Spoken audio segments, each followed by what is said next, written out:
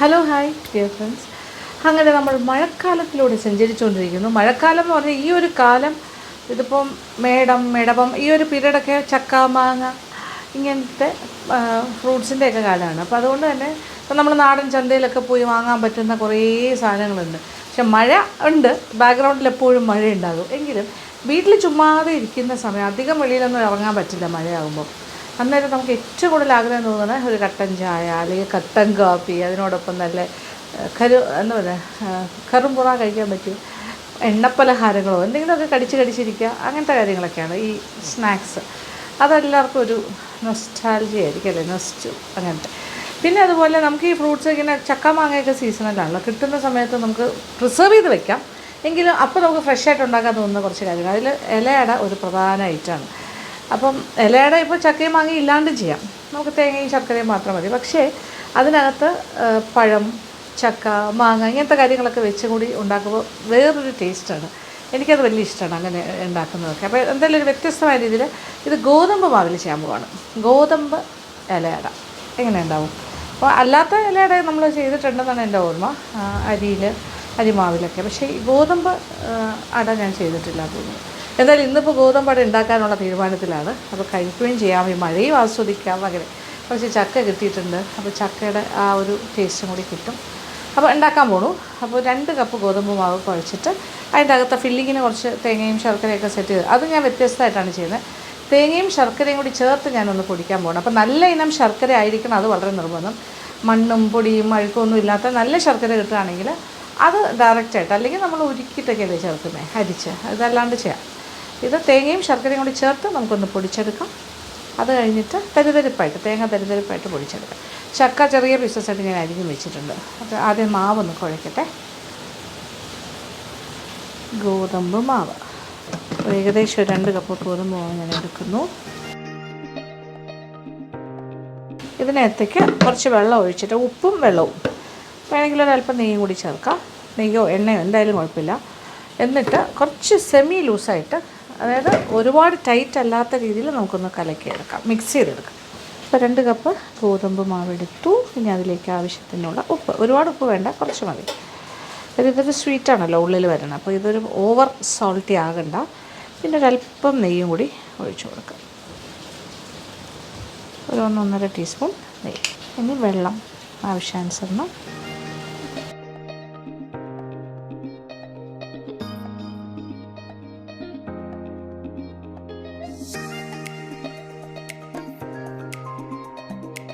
ഇപ്പോൾ 1 കപ്പ് ഒഴിച്ച് കഴിഞ്ഞു. അത് പോരാ, കുറച്ചുകൂടി വേണ്ടി വരും. ഒത്തിരി ലൂസല്ല, പക്ഷേ കുറച്ച് ലൂസായിട്ട്, സെമി ലൂസായിട്ടാണ് കലക്കിയെടുക്കുന്നത്.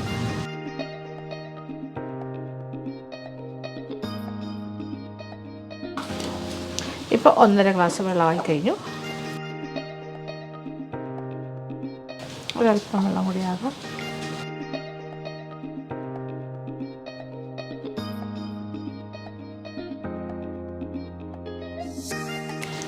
അപ്പോൾ ഏകദേശം ഒരു 1.25 കപ്പോളം വെള്ളം ഞാൻ ഉപയോഗിച്ചിട്ടുണ്ട്.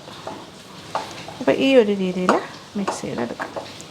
ഓക്കെ, ഇങ്ങനെ മതി. അപ്പോൾ നമുക്കിങ്ങനെ അത് സ്പ്രെഡ് ചെയ്യാനൊക്കെ കുറച്ചുകൂടി എളുപ്പമായിരിക്കും. പാകം കാണുന്നുണ്ടല്ലോ, ഈ ഒരു പാകം, ടൈറ്റല്ല, അല്പം ലൂസായിട്ട്, എന്നാൽ ഒരുപാട് ലൂസുമല്ല. ഇങ്ങനെ വേണം മാവ് കലക്കിയെടുക്കാൻ.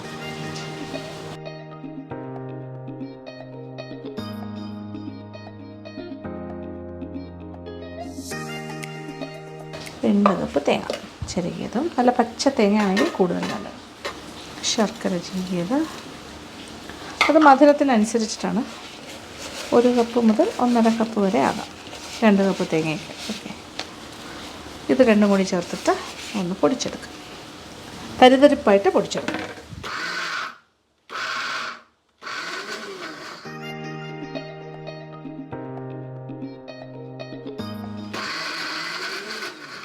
ഈ രീതിയിൽ തരിതരിപ്പായിട്ട് അത് എടുത്തിട്ടുണ്ട്. അപ്പോൾ ഇച്ചിരി കുഴഞ്ഞ രീതിയിൽ കിട്ടും. ആ തേങ്ങയും കൂടി അരിഞ്ഞ് വരുന്നതുകൊണ്ട് ഒരു പ്രത്യേക മണവും രുചിയുമാണ്. തേങ്ങാപ്പാൽ കുറച്ച് ഇറങ്ങിയിട്ടുണ്ടല്ലോ, പ്രത്യേക ടേസ്റ്റാട്ടോ. ഇത് എടുക്കാം. ഇത് ടേസ്റ്റും കൂടുതലാണ് ഇങ്ങനെ ചെയ്യുമ്പോൾ, കുറച്ചുകൂടെ ഈസി മെത്തേഡുമാണ്. മിക്സിയിലിട്ട് ഇങ്ങനെ 2 അടി അടിക്കുമ്പോൾ ഈ രീതിയിലൊക്കെ ആവും. നല്ല മണം, നല്ല വരിക്കച്ചക്ക നന്നായി പഴുത്താണ്. ചെറിയ പീസസ് ആയിട്ട് കട്ട് ചെയ്ത് വെച്ചിട്ടുണ്ട്. ഇനി ഇതിൽ കുറച്ച് ഏലക്കയുടെ പൊടിയും കൂടി ചേർക്കണം, ഒരു 1/2 ടീസ്പൂൺ. അപ്പോൾ ഈ ചക്ക ഓപ്ഷണലാണ്, വേണ്ടാത്തവർക്ക് വേണ്ട. ഇല്ലാത്തവർക്ക് ചിലപ്പോൾ കിട്ടാനും പാടായിരിക്കുമല്ലോ, അങ്ങനെ വരാണെങ്കിൽ എടുക്കണമെന്നില്ല കേട്ടോ, നിർബന്ധമില്ല. പക്ഷേ ഇതിങ്ങനെ റെഡിയാക്കി മാറ്റി വയ്ക്കാം. അപ്പോൾ ആവശ്യത്തിന് വാഴയില ഇങ്ങനെ കീറി വെച്ചിട്ടുണ്ട്. ഈ സൈസിനാണ് ഞാനിപ്പോൾ എടുത്തിരിക്കുന്നത്. ഏകദേശം ഇപ്പോൾ 2ആയിട്ട് മടക്കാൻ ഇഷ്ടംപോലെ സ്ഥലമുണ്ട്. ആവശ്യാനുസരണം അതിൽ ആദ്യത്തെ ഒരെണ്ണം എടുത്ത് വെച്ചു. അപ്പോൾ കഴുകി നന്നായിട്ട് റെഡിയാക്കി വെക്കാം. ഇത് കണ്ടല്ലോ, ഗോതമ്പ് മാവ്. ഒരുപാട് കട്ടിയിൽ വേണ്ട, നമുക്ക് ഇച്ചിരി തിന്നായിട്ട് പരത്തി കൊടുക്കാം. ഇപ്പോൾ ഒരു പാത്രത്തിൽ ഇച്ചിരി വെള്ളം കൂടി എടുത്ത് കൈ നനയ്ക്കാനായിട്ട് അടുത്ത് ഇടയ്ക്ക് കൈയൊന്ന് നനയ്ക്കുന്നത് നല്ലതാണ്. പിന്നെ നന്നായിട്ട് ഇത് വളരെ തിന്നായിട്ട് ചെയ്യാനായിട്ട് കുറച്ചിങ്ങനെ ലൂസായിട്ട് എടുത്തിരിക്കുന്നത് കൊണ്ട് കട്ടി കുറച്ചിങ്ങനെ തേച്ച് പിടിപ്പിക്കാൻ പറ്റും.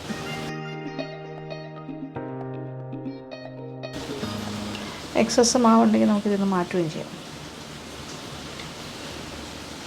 അട എപ്പോഴും നല്ല തിന്നായിട്ട് ഉണ്ടാക്കുമ്പോഴാണ് കൂടുതൽ സ്വാദ്.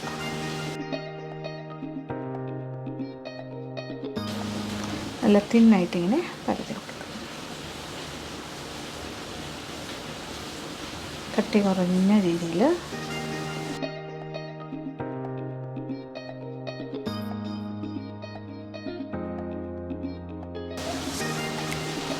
ഇങ്ങനെ നല്ല തടവി കൊടുത്താൽ മതി. അപ്പോൾ നല്ല തിന്നായിട്ട് കിട്ടും. നമ്മൾ തയ്യാറാക്കി വെച്ചിരിക്കുന്ന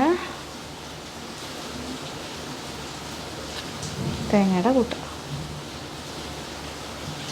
തേങ്ങാ ശർക്കര ആവശ്യാനുസരണം.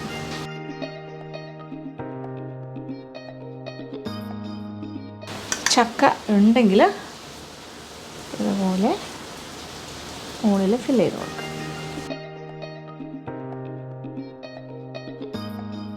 എന്നിട്ട് ഇങ്ങനെ 2ആയിട്ട് മടക്കുക. വേറെ കാര്യമൊന്നുമില്ല, ഇത്രയേ ഉള്ളൂ, സിമ്പിൾ. ഈ രീതിയിൽ നമുക്ക് ഓരോ ഇലയും എടുത്തിട്ട് അട തയ്യാറാക്കാം.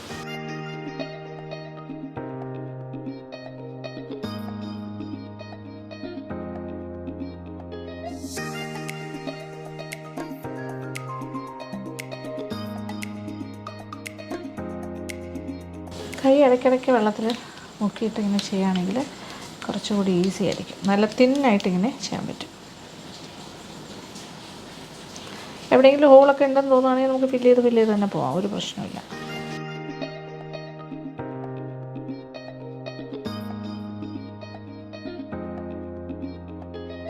ഇതിനൊരു എന്തായാലും ഒരു സ്റ്റിക്കി സംഭവമാണ് ഗോതമ്പ്.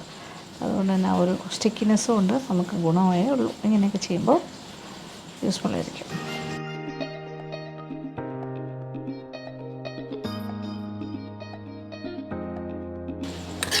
കട്ടി കുറച്ച രീതിയിൽ തന്നെ പരത്തിയിട്ടുണ്ട്. ഒരു സെൻറ്റർ ഭാഗത്തുനിന്ന് ഇപ്പുറത്തോട്ട് വരുന്ന രീതിയിൽ ഇങ്ങനെ തേങ്ങയുടെ ഫില്ലിങ്.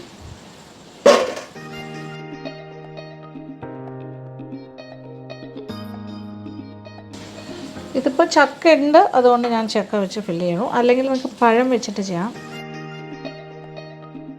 സാധാരണ ചെറുപഴങ്ങൾ എന്തെങ്കിലും ആണെങ്കിലും കുഴപ്പമില്ല. മോറിസ് പഴമോ അല്ലെങ്കിൽ റോബസ്റ്റോ എന്താണെങ്കിലും കുഴപ്പമില്ല. ഏത്തപ്പഴം വളരെ ചെറുതായിട്ട് അരിഞ്ഞിട്ട് ചെയ്താലും ഭയങ്കര രസമായിരിക്കും. അല്ലെങ്കിൽ പഴുത്ത മാങ്ങ ചെറുതായി അരിഞ്ഞിട്ട് എന്നിട്ട് ഇങ്ങനെ തട്ടി കൊടുക്കുക. ഓക്കെ,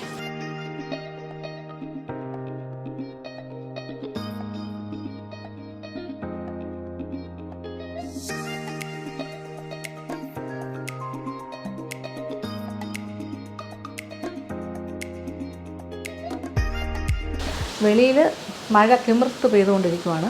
നല്ല രസമുണ്ട് മഴയുടെ ശബ്ദം. ഇതിപ്പോൾ ഞാനിപ്പോൾ 8 എണ്ണമാണ് അടയാക്കി എഴുതിയത്. 8 ഇലയുടെ ഉണ്ട് ഇതിൽ. പക്ഷേ ഇത് കുറച്ചുകൂടി ഒന്ന് നമ്മൾ ശ്രദ്ധിച്ച് ചെയ്ത് കഴിഞ്ഞാൽ 10 എണ്ണം വരെ സ്ട്രെച്ച് ചെയ്യാം. ഇപ്പോൾ 2 കപ്പ് മാവും ഈ പറഞ്ഞ സാധനങ്ങളെല്ലാം കൂടി വെച്ചിട്ട് 10 ഇലയുടെ വരെ ഉണ്ടാക്കാം. ഞാനിപ്പോൾ കുറച്ച് ലാവിഷായിട്ടെല്ലാം ഇങ്ങനെ ഇട്ട് പോയതുകൊണ്ട് 8 എണ്ണം മാത്രമേ ഉണ്ടാക്കിയുള്ളൂ. അപ്പോൾ സ്റ്റീമറിലേക്ക് അപ്പച്ചെമ്പോ സ്റ്റീമറോ എന്തായാലും കുഴപ്പമില്ല. അടിയിൽ കുറച്ച് വെള്ളം വെച്ചിട്ടുണ്ട്. മുകളിലോട്ട് ഞാൻ അടുപ്പ് കത്തിച്ച് കഴിഞ്ഞു. ഇനി ഇതിനകത്തേക്ക് എന്താ ചെയ്യാൻ പോണേ, എടുത്ത് വയ്ക്കാം. ക്രിസ് ക്രോസ് ആയിട്ടൊക്കെ വയ്ക്കാം. ഇടയ്ക്ക് നമ്മളൊരു ഈ വാഴയുടെ തണ്ട് വെച്ച് കൊടുക്കുന്നതിൽ തെറ്റില്ല. ഇത് അങ്ങോട്ടും ഇങ്ങോട്ടും കൂടുതൽ അമർന്നു പോകാണ്ടിരിക്കുക. ഇടയ്ക്ക് കൂടുതൽ ആവി കിട്ടാനും ഇങ്ങനെ വെച്ചാൽ നല്ലതായിരിക്കും.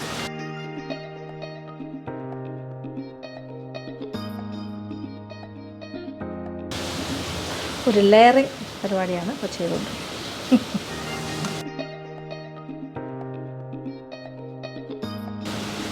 ഇടയ്ക്കെല്ലാം നന്നായിട്ട് ആവി കയറും. യെസ്, ഇനി ഇതൊന്ന് അടച്ചിടാം. അപ്പോൾ നന്നായിട്ട് സ്റ്റീം വരട്ടെ, നന്നായിട്ട് വേഗട്ടെ. അത് കഴിഞ്ഞിട്ട് തുറന്ന് നോക്കാം, കാണിച്ചാൽ ഫൈനൽ പ്രോഡക്റ്റ്.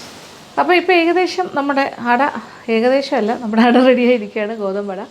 കാര്യം ഇത് ആവി നന്നായിട്ട് സ്റ്റീം കയറി കഴിഞ്ഞിട്ട് പിന്നെ ഒരു 20 to 25 മിനിറ്റ്സ് ചെറിയ തീയിലേക്ക് മാറ്റിയിട്ട് വേവിച്ചു. പിന്നെ ഇത് തുറന്ന് നോക്കാം. കുറച്ച് നേരമായി ഇത് അണച്ചിട്ടിരിക്കുകയാണ്.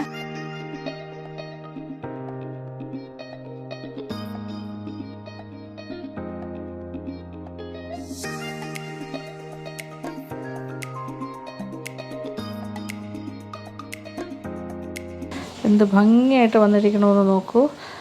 നല്ല തിൻ ക്രസ്റ്റാണ്. അതിൻ്റെ ഉള്ളിലെ ഫില്ലിംഗ് ഒക്കെ ശരിക്കും പറഞ്ഞാൽ ഒരു ട്രാൻസ്പാരൻ്റ് ആയിട്ട് അകത്തുനിന്ന് കാണാൻ പറ്റുന്ന പോലെ ആ രീതിയിലാണ്. എന്ന് വെച്ചാൽ ഈ ഒരു ആ ഭാഗം എന്ന് പറയുന്നത് ഔട്ടർ കവറിങ് വളരെ കനം കുറച്ചാണ് ചെയ്തിരിക്കുന്നത്. പക്ഷേ അകത്തെ ഫില്ലിങ് ഗംഭീരമാണ്. ആ രീതിയിൽ ചെയ്യാം. ബാക്കിയുള്ളതും എല്ലായിടത്തും ഇങ്ങനെ ഒരു പ്ലേറ്റിലേക്ക് മാറ്റാം. ഇനി ഇത് ഒരെണ്ണം എടുത്തിട്ട് നമുക്കൊന്ന് കട്ട് ചെയ്ത് കാണിച്ചു തരാം ഞാൻ. ഓക്കെ, അപ്പോൾ ഇതിൻ്റെ അകത്തെ കാഴ്ച എന്ന് പറയുന്നത് അത് ഗംഭീരമാണ്. അകത്ത് നോക്കിയാൽ എന്ത് സോഫ്റ്റ് അറിയോ. അകത്ത് പുറമേ ഉള്ള ഭാഗം വളരെ കട്ടി കുറവും, അകത്ത് നിറച്ച് ഫില്ലിങ്ങാണ്. ഇനി ഇതൊന്ന് കഴിച്ച് കാണിക്കാം. ഓക്കെ,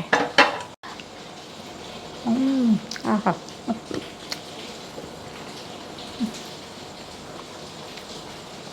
ഇങ്ങനെ വായിലിട്ടാൽ അലിഞ്ഞു പോവും. സത്യമാണ്, അലിഞ്ഞു പോകുന്ന പോലെയാണ്. അത്രയും സോഫ്റ്റാണ്.